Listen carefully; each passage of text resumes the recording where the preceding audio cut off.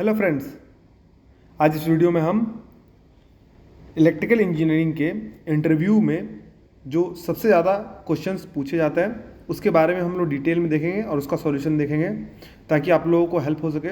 जब भी इंटरव्यू आप फेस करो तो इन सभी क्वेश्चंस को आप प्रिपेयर कीजिएगा। तो चलिए देखते हैं। इस वीडियो में 20 इंपॉर्टेंट ऐसे क्वेश्चंस हैं और भी मैं वीडियोस बनाऊंगा।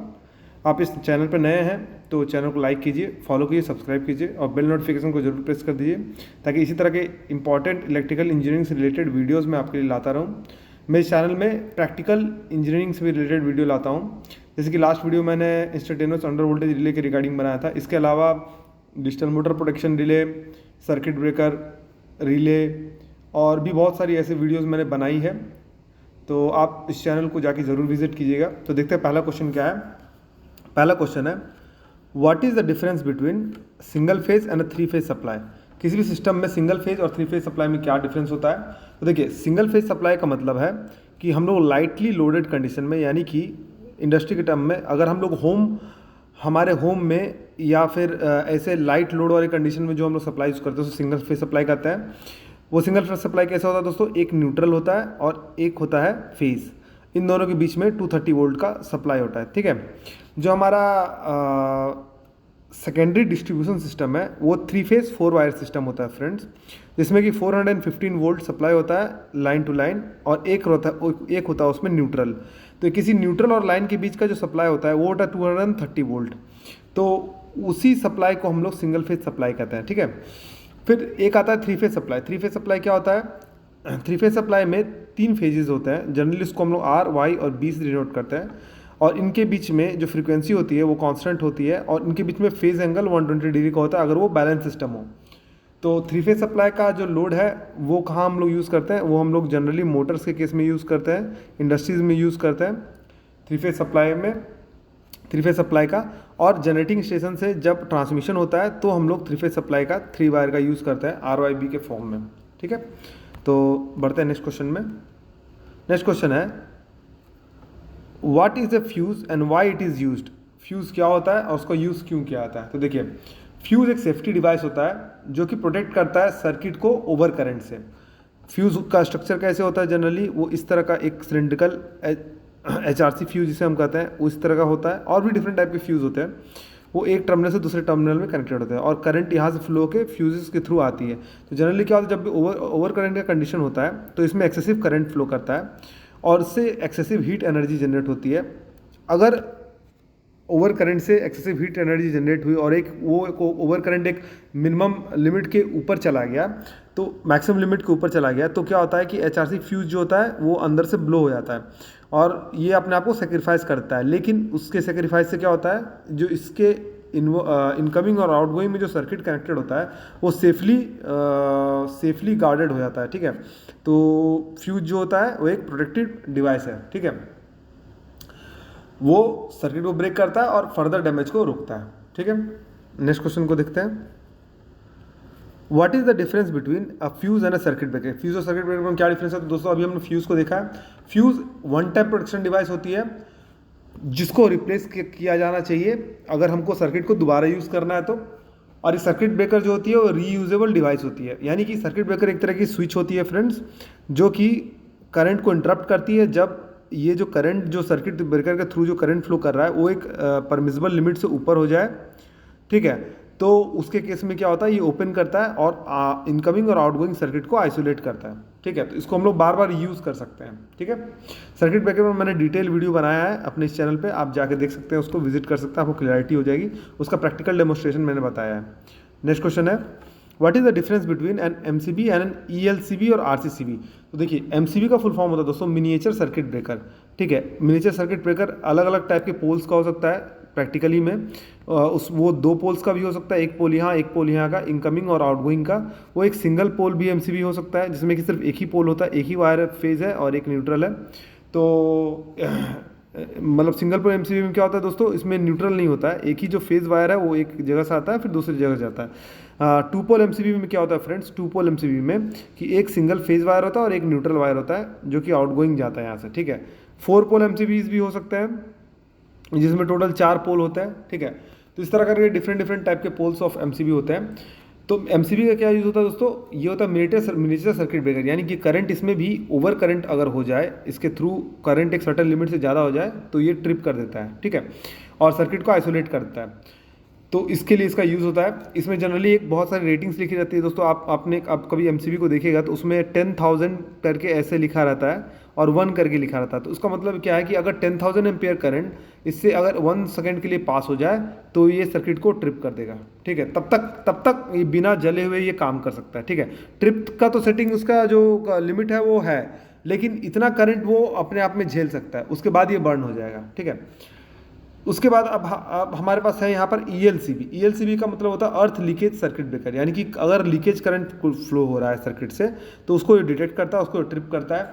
RCCB का फुल फॉर्म होता है friends residual current circuit breaker, ठीक है। तो दोनों का यूज़ क्या होता है, वो रेसिडुअल करंट यानी कि लीकेज करंट, रेसिडुअल करंट या फिर इसको हम लोग कह सकते हैं लीकेज करंट को रोकने में ये मदद करता है, ठीक है। लीकेज करंट को रोकने में ये मदद करता है, ठीक है। नेक्स्ट क्वेश्चन है व्हाट इज़ अ ट्रांसफार्मर।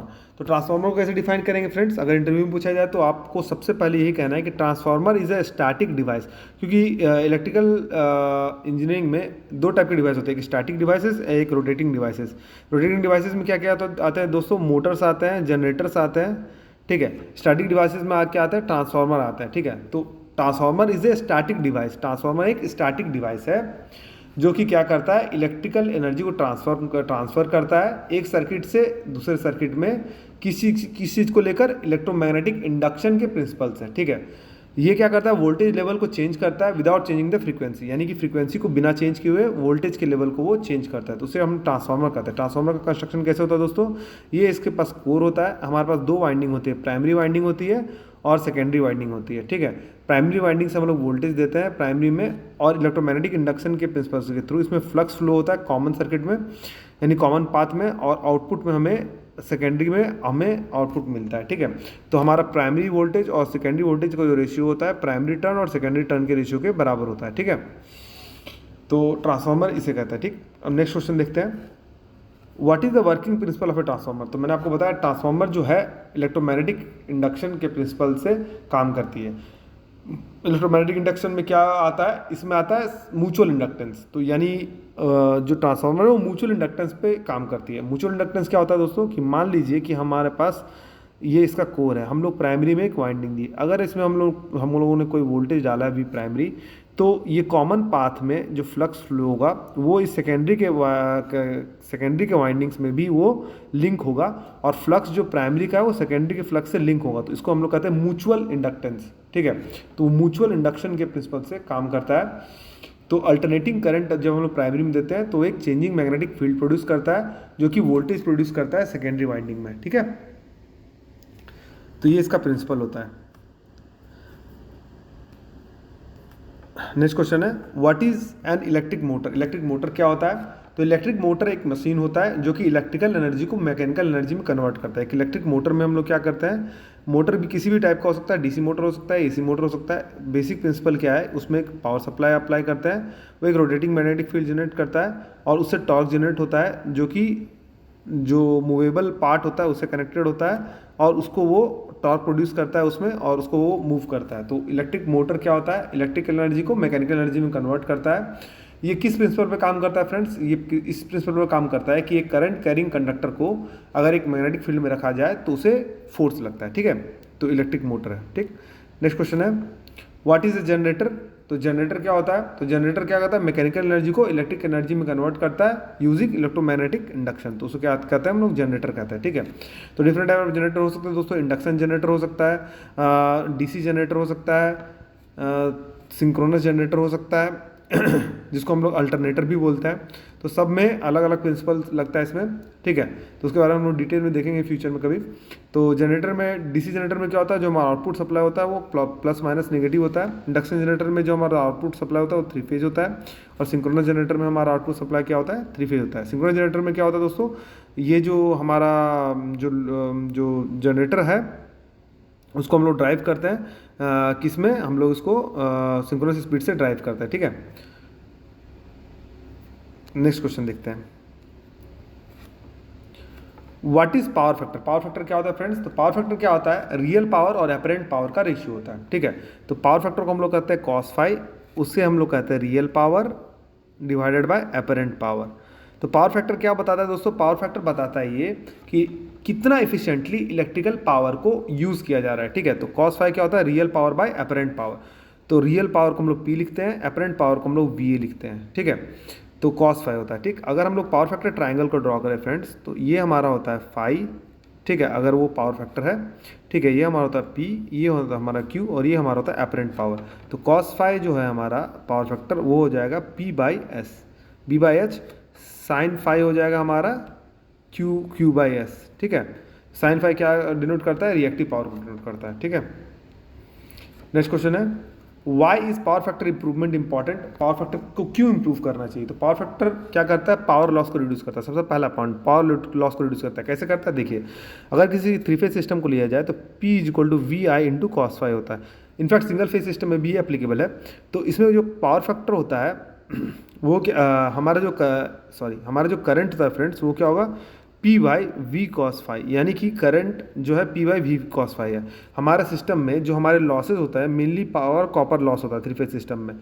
तो क्या होगा? वो आई स्क्वायर इंटू आर होता है। अब आई को अगर यहाँ पर पुट कीजिएगा तो इसका मतलब है कि कॉपर लॉस है कॉस स्क्वायर फाई के इन्वर्सली प्रोपोर्शनल होगा, यानी कि जो हमारा कॉपर लॉस होगा सिस्टम में, वो इन्वर्सली प्रोपोर्शनल होगा कॉस स्क्वायर फाई के।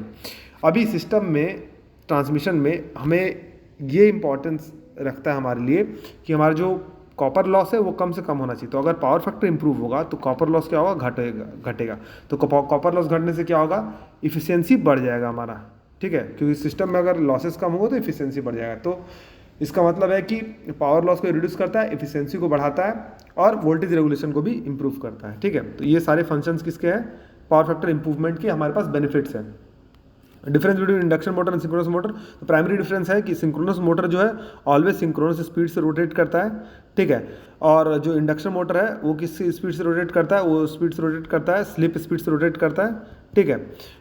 दूसरा डिफरेंस ये है दोस्तों कि सिंक्रोनस मोटर है वो सिंगली एक्साइटेड है, यानी कि ये इंडक्शन मोटर जो है सिंगली एक्साइटेड है, इंडक्शन मोटर सिंगली एक्साइटेड है इंडक्शन मोटर, और सिंक्रोनस मोटर जो है वो डबली एक्साइटेड है, यानी कि उसको फील्ड वाइंडिंग में भी सप्लाई प्रोवाइड करना चाहिए, तब वो सिंक्रोनस स्पीड से रोटेट करता है। तो ये हो गया सिंक्रोनस मोटर।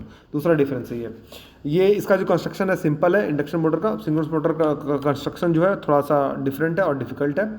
इसमें हम लोग सिंक्रोनस मोटर को हम लोग कैसे यूज़ करते हैं? उन एप्लीकेशन यूज़ करते हैं जहाँ पर स्पीड कांस्टेंट होता है। इंडक्शन मोटर को हम लोग इसमें यूज़ करते हैं जिसमें कि स्पीड जो वेरिएशन है वो परमिसिबल होता है, ठीक है। उसके हम लोग slip ring induction motor use करते हैं, ठीक है। नेक्स्ट क्वेश्चन है, what is sub station? Sub station क्या होता है फ्रेंड्स? देखिए, सब स्टेशन वो पार्ट होता है पावर सिस्टम का जहाँ पर वोल्टेज लेवल को चेंज किया जाता है ट्रांसफार्मर का यूज़ करके, ठीक है। यानी कि अगर हम जनरेशन कर रहे हैं और ट्रांसफार्मर को और पावर को हम लोग 220 kV पे सेंड कर रहे हैं, तो हमारे पास एक सब स्टेशन होना चाहिए। वो क्या करेगा? उस 220 kV को लोअर वैल्यू में यानी 33 kV में स्टेप डाउन करेगा, फिर उसको हम लोग कहीं और ट्रांसमिट करेंगे, ठीक है। तो ये जो हमारा डिस्ट्रीब्यूशन ट्रांसमिशन दोस्तों, ये प्राइमरी ट्रांसमिशन है, ये हमारा हो गया सेकेंडरी ट्रांसमिशन। तो इस हिसाब से स्टेप डाउन या स्टेप अप करने के लिए यूज़ किया जाता है सब स्टेशन को, ठीक है। उसमें क्या क्या होता है? स्विचिंग होता है, प्रोटेक्शन होता है, various type of circuit breakers होते हैं, रिलेज होते हैं, तो कंट्रोल इक्विपमेंट्स उसमें होते हैं, ठीक है। नेक्स्ट क्वेश्चन है, why is the high voltage use in power transmission? Power transmission में हाई वोल्टेज क्यों यूज किया जाता है दोस्तों? तो देखिए, मैंने आपको कहा था कि हाई वोल्टेज का यूज़ करने से हमें क्या बेनिफिट है। तो देखिए, पहला बेनिफिट कैसे हम लोग इसको डिराइव करते हैं? जो पावर है हमारा, हम लोग ऑलवेज देखा है वी आई कॉस फाई होता है। तो इसका मतलब है क्या कि जो हमारा आई हो जाएगा वो क्या हो जाएगा? P divided by V into cos phi. अभी देखिए क्या है, अगर पावर सिस्टम का पावर फैक्टर को कांस्टेंट माना जाए, पावर जो ट्रांसमिशन का उसको हम लोग कांस्टेंट माना जाए, तो जो करंट है वो वी के इन्वर्सली प्रोपोर्शनल होगा। तो हमारा जो कॉपर लॉस है फ्रेंड्स वो होता है आई स्क्वायर इंटू आर। तो इसको अगर इस इक्वेशन में पुट किया जाए तो इसका मतलब है कि पावर कॉपर लॉस क्या हो जाएगा? हमारा हो जाएगा P divided by V into cos phi का होल स्क्वायर इंटू आर, यानी कि वोल्टेज का लेवल अगर बढ़ा दिया जाए तो पावर कॉपर लॉस स्क्वायर के प्रोपोर्शनल में नीचे घट जाता है। तो इसका मतलब है क्या कि इफिशियंसी जो है वो बढ़ जाती है। तो पहला है कि हमारा पावर लॉस जो है हमारा कम होता है, ज़्यादा हाई वोल्टेज यूज़ करने से। दूसरा होता है क्या कि जो कंडक्टर का जो हमारा साइज़ है वो रिड्यूस हो जाता है ज़्यादा वोल्टेज लेवल यूज़ करने से, ठीक है। तो बहुत सारे बेनिफिट्स है हाई वोल्टेज लेवल को यूज़ करने के लिए, ठीक है। नेक्स्ट क्वेश्चन है, what is a circuit breaker. Circuit breaker क्या होता है फ्रेंड्स, देखिए सर्किट ब्रेकर एक स्विचिंग डिवाइस है, जैसा मैंने कहा था कि जो कि ऑटोमेटिकली डिस्कनेक्ट करता है एक सर्किट को ओवरलोड और शॉर्ट सर्किट की कंडीशन में, ठीक है। तो ये हमारा सर्किट ब्रेकर होता है। डिफरेंट टाइप के सर्किट ब्रेकर होते हैं दोस्तों। एयर सर्किट ब्रेकर होते हैं, इन सभी का जो नाम होता है दोस्तों उसके क्वेंचिंग मैकेनिज्म पे डिसाइडेड होता है। यानी कि एयर सर्किट ब्रेकर मतलब क्या है कि अगर आर्क डेवलप होता है तो उसको क्विंच करने के लिए जो मीडियम है वो एयर है। वीसीबी का मतलब अगर आर्क डेवलप होता है तो वैक्यूम कप्स होते हैं वो उसके आर्क को क्विंच करते हैं, यानी उसको बुझाते हैं, आर्क को कम करते हैं, तो उसके लिए वैक्यूम सर्किट ब्रेकर होता है। एमओसीबी होता है miniature oil circuit breaker friends, यानी कि उसमें ऑयल यूज़ होता है एज अ क्विंचिंग मीडियम, ठीक है। फिर होता है हमारे पास SFC6 सर्किट ब्रेकर, यानी कि उसमें SFC6 गैस यूज़ होती है जो इनर्ट गैस होती है, quenching medium as a quenching medium, इसमें हम लोग उसका यूज़ करते हैं। तो सर्किट ब्रेकर क्या होता है, सर्किट ब्रेकर सिग्नल मिलने से सर्किट को ओपन करता है ताकि जो सिस्टम में डिवाइसेस है उसको कंजर्व किया जा सके, ठीक है। नेक्स्ट क्वेश्चन देखते हैं, व्हाट इज अ रिले। तो रिले क्या होता है दोस्तों, रिले एक सेंसिंग डिवाइस होता है। तो वो क्या करता है, सिस्टम में फॉल्ट्स को सेंस करता है और वो कमांड देता है सर्किट ब्रेकर को कि वो ओपन हो जाए। यानी कि रिले क्या करता है, पहले सेंस करता है, उसको सिग्नल मिलता है, सेंस करता है, ठीक है। सिग्नल्स मिलता है, इनपुट्स बहुत सारे सिग्नल्स मिलते हैं, उसको एनालाइज करता है, सेंस करता है, फिर वो सर्किट ब्रेकर को कमांड देता है कि अगर तुम क्लोज हो तो तुम ओपन हो जाओ, ठीक है। तो वो सर्किट ब्रेकर को कमांड देता है। तो सर्किट ब्रेकर क्या होता है, ओपन करता है, टाइमली ओपन होके जो सिस्टम है उसको प्रोटेक्ट करता है। तो रिले एक सेंसिंग डिवाइस होता है, ठीक है। नेक्स्ट क्वेश्चन है, what is HVDC transmission. HVDC transmission क्या होता है फ्रेंड्स, तो HVDC ट्रांसमिशन स्टैंड्स करता है high voltage direct current transmission, यानी कि हाई वोल्टेज और डायरेक्ट करंट ट्रांसमिशन, यानी कि डायरेक्ट करंट यानी कि DC ट्रांसमिशन होता है प्लस और माइनस, उसमें हायर वोल्टेज को ट्रांसमिट किया जाता है 765 kV पे या उससे अबव में भी हाई वोल्टेज में, ठीक है। इसके क्या प्राइमरी बेनिफिट्स क्या क्या है दोस्तों, देखिए डीसी में क्या होता है, कोरोना लॉसेस नहीं होते हैं, ठीक है। कोरोना लॉस के बारे में मैं अलग से आपको वीडियो बनाऊंगा।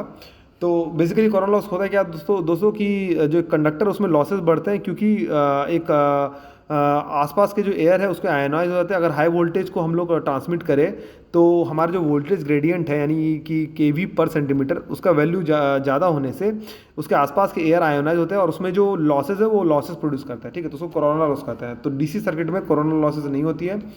तो इस तरह से डीसी सर्किट में क्या होता है, स्किन इफेक्ट भी नहीं होता है। तो इस तरह के जो बहुत सारे बेनिफिट्स है उसके चलते हम लोग डीसी ट्रांसमिशन को यूज़ करते हैं, ठीक है।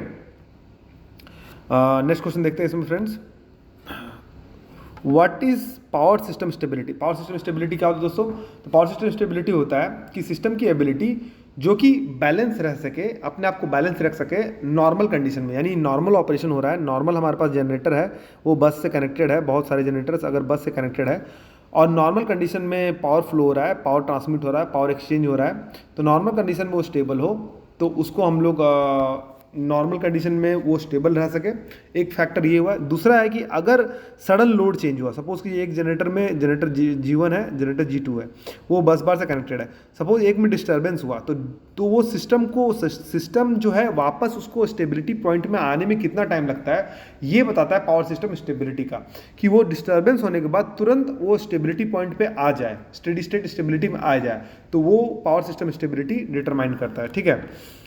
तो जिससे हमारा ट्रांजिएंट अगर डेवलप होता है, इस तरह का ट्रांजिएंट का जो फ्लो है अगर इस तरह से डेवलप हो ट्रांजिएंट, तो कितना जल्दी वो स्टेडी स्टेट पॉइंट पे आ जाए तो उसको हम लोग स्टेबिलिटी कहते हैं, ठीक है। नेक्स्ट क्वेश्चन है, how do you improve power factor in an industrial plant. Power factor कैसे इंप्रूव कर सकते हैं, तो पावर फैक्टर हम लोग 3 चीज़ों से इंप्रूव करते हैं दोस्तों। पहला हम लोग कैपेसिटर बैंक लगाते हैं जो कि हम लोग शंट में लगाते हैं, ठीक है, इन पैरेलल लगाते हैं। दूसरा हम लोग यूज़ करते हैं सिंक्रोनस कंडेंसर। तो सिंक्रोनस कंडेंसर क्या होता है, बेसिकली नो लोड पे हम लोग सिंक्रोनस मोटर को रन करते हैं तो होता है सिंक्रोनस कंडेंसर। तो वो दोनों क्या करता है, रिएक्टिव पावर को सप्लाई करता है, जिससे क्या होता है हमारा जो पावर फैक्टर है वो इम्प्रूव हो जाता है, ठीक है। ठीक, नेक्स्ट क्वेश्चन देखते हैं, what is star delta starter and why it is use. देखिए स्टार डेल्टा स्टार्टर होता है क्या दोस्तों, देखिए हाँ, आपको अगर 3 फेज इंडक्शन मोटर में के बारे में अगर पता होगा तो जो उसका जो रोटर करंट होता है I2 उसको हम लोग लिखते हैं E2 divided by under root R2 divided by S whole square plus X2 square.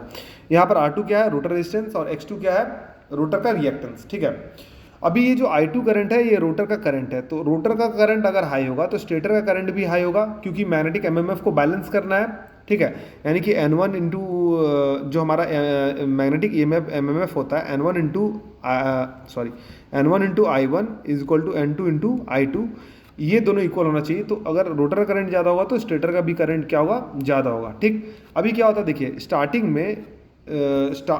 में क्या होता है, जो हमारा रोटर का जो स्पीड होता है वो 0 होता है, तो स्लिप क्या होगा 1, क्योंकि स्लिप आपको पता है कि stator minus rotor divided by stator का स्पीड, तो इसका मतलब है कि स्लिप 1 होगा। तो अब स्लिप 1 हो जाएगा तो क्या होगा, जो करंट का जो वैल्यू है, ये करंट का वैल्यू बहुत ज़्यादा हाई हो जाएगा, क्योंकि इसका वैल्यू कम होगा। देखिए नॉर्मल कंडीशन में जो स्लिप होता है वो क्या होता है 0.02 या 0.03 होता है, तो ये जो क्वांटिटी है वो क्वांटिटी बहुत ही कम होता है, तो ओवरऑल R2/S का जो वैल्यू है वो बहुत ज़्यादा होता है, तो करंट का वैल्यू बहुत कम होता है। अभी स्लिप स्टार्टिंग में क्या हो जाएगा, 1 होने से क्या होगा, इसका वैल्यू बढ़ जाएगा। ठीक है, तो इसका वैल्यू जो बढ़ जाएगा, इसका वैल्यू जो है वो घट जाएगा, इसका वैल्यू ओवरऑल का वैल्यू घट जाएगा। जब ये घट जाएगा तो जो I2 करंट है वो I2 करंट क्या हो जाएगा, वैल्यू बहुत ज़्यादा हो जाएगा। तो स्टार्टिंग में जो हमारा करंट ड्रॉ करता है रोटर, बहुत ज़्यादा करंट ड्रॉ करता है, तो वाइंडिंग पे बहुत ज़्यादा स्ट्रेस आता है, तो उसके लिए हम लोग क्या करते हैं, स्टार डेल्टा का यूज़ करते हैं। तो स्टार डेल्टा यूज़ करने से क्या होता है दोस्तों, कि आपको स्टार्टिंग में वो एज ए स्टार कनेक्ट होता है। ठीक है, यानी कि जो हमारा इंडक्शन मोटर है एज ए स्टार कनेक्टेड होता है स्टेटर में। ठीक है, तो क्या होता है कि इसके अक्रॉस जो वोल्टेज होता है वो वोल्टेज कम हो जाता है, क्योंकि आपको पता है कि स्टार में जो V फेज का जो वोल्टेज होता है वो V लाइन बाई √3 हो जाता है, तो एज ए स्टार कनेक्ट होता है, तो इसका मतलब वोल्टेज का जो वैल्यू है 1/√3 से घट गया। तो जो करंट का जो वैल्यू है जो हमने डिराइव किया था वो भी बाई √3 टाइम से घट गया। इसका मतलब है कि करंट का जो वैल्यू है वो घट जाने से क्या होगा, करंट का जो वैल्यू है वो घट जाने से क्या होगा फ्रेंड्स, हमारा जो रोटर पे जो या स्टेटर के वाइंडिंग्स पे जो करंट का इम्पैक्ट है वो कम हो जाएगा। ठीक है, बेसिक फंडा यही है कि करंट का जो इम्पैक्ट है वो करंट का इम्पैक्ट कम हो जाएगा। तो करंट का जब इम्पैक्ट कम होगा फ्रेंड्स, तो हमारा जो ओवर हीटिंग की जो प्रॉब्लम होगी वो ओवर हीटिंग की प्रॉब्लम नहीं होगी। उसके बाद जब वो एक बार स्टार्ट हो जाता है तो फिर उसको हम लोग डेल्टा में करंट करते हैं, ताकि हमें फुल वोल्टेज मिल सके। एक बार स्टार्ट हो जाए तो फिर कोई प्रॉब्लम नहीं है। तो स्टार्टर का यूज़ क्यों किया जाता है, कि स्टार्टिंग करंट को कम करने के लिए। किसके लिए, स्टार्टिंग करंट को कम करने के लिए। ठीक है, नेक्स्ट क्वेश्चन देखते हैं friends, what are losses in electric machine. Electric machine में लॉसेज क्या क्या होती है, तो देखिए लॉसेज इलेक्ट्रिक मशीन में क्या क्या होती है, कॉपर लॉस होती है, कोर लॉसेज होती है और मैकेनिकल लॉसेज होती है। ठीक है, तो इलेक्ट्रिक मशीन में दो टाइप के इलेक्ट्रिक मशीन को हम लोग डिवाइड कर देते हैं फ्रेंड्स, एक स्टैटिक मशीन और एक होता है हमारा रोटेटिंग मशीन। ठीक है, एक स्टार्टिंग मशीन और एक हमारा होता है रोटेटिंग मशीन। तो इसका मतलब स्टैटिक मशीन क्या होता है दोस्तों, ट्रांसफार्मर केस में, तो ट्रांसफार्मर में हमारा रोटेशनल लॉसेज नहीं होंगे। क्या क्या ट्रांसफार्मर केस में लॉसेज होंगे, एक होगा एडी करंट लॉस और एक होता है हिस्टेरिसिस लॉस। ठीक है, दोनों किस पे डिपेंड करते हैं, हमारा वोल्टेज लेवल पे डिपेंड करते हैं। ठीक है, उसके बाद ये तो हमारा आयरन लॉस हुआ, एक होता है हमारा पावर ऑफ कॉपर लॉस। ठीक है, तो वो हमारे किस पे डिपेंड करता है, करंट पे डिपेंड करता है दोस्तों। ठीक है, तो इसी के लिए कभी कभी ट्रांसफार्मर आपको पूछा जाता है कि ट्रांसफार्मर की जो रेटिंग होती है वो VA में क्यों होती है, तो उसका रीज़न ये दोस्तों कि लॉसेज उसमें आयरन लॉसेज होते हैं जो वोल्टेज पे डिपेंड करता है, आयरन लॉसेज जो होता है, आयरन लॉस जो कि होता है वोल्टेज पे डिपेंड करता है, प्लस जो हमारा कॉपर लॉस होता है वो किस पे डिपेंड करता है, करंट पे। तो दोनों को एकोमोडेट करने के लिए उसकी रेटिंग VA में होती है। तो ये हो गया ट्रांसफार्मर का पार्ट। अगर हम लोग मोटर के केस में देते हैं दोस्तों, तो उसमें क्या होता है, उसमें भी कॉपर लॉस होता है। ठीक है, कोर लॉस होते हैं और उसमें मैकेनिकल लॉसेज होते हैं। मैकेनिकल लॉसेज में क्या होता है, हमारा फ्रिक्शन एंड विंडेज लॉसेज होता है। उसमें जो फ्रिक्शन होता है वो फ्रिक्शन और विंडेज लॉसेज होता है, और एक होता है हमारा स्ट्रे लॉस। ठीक है, तो ये सारे लॉसेज मिलके जो होते हैं सिस्टम में इलेक्ट्रिकल मशीन्स में लॉसेज होते हैं। अच्छा, ट्रांसफार्मर हो या रोटेटिंग इक्विपमेंट हो, दोनों के केस में मैक्सिमम एफिशिएंसी तब होता है जब iron loss is equal to power of copper loss. ठीक है, ठीक, तो ये दोनों जब इक्वल होता है तब इसका मतलब है क्या कि सिस्टम में क्या चीज़ होते हैं, लॉसेस जो होते हैं वो कम होते हैं। ठीक है, यानी कि इफिशिएंसी सिस्टम की क्या होती है, मैक्सिमम होती है। ठीक है, इफिशिएंसी सिस्टम क्या होती है, मैक्सिमम होती है। तो ये था हमारा 20 इंपॉर्टेंट क्वेश्चंस फ्रेंड्स। इस तरह के इंटरव्यू से रिलेटेड और भी इंपॉर्टेंट मैं वीडियोज़ आपके पास लाता रहूँगा। तो आज की वीडियो में बस इतना ही, मिलते हैं आपसे अगले वीडियो में।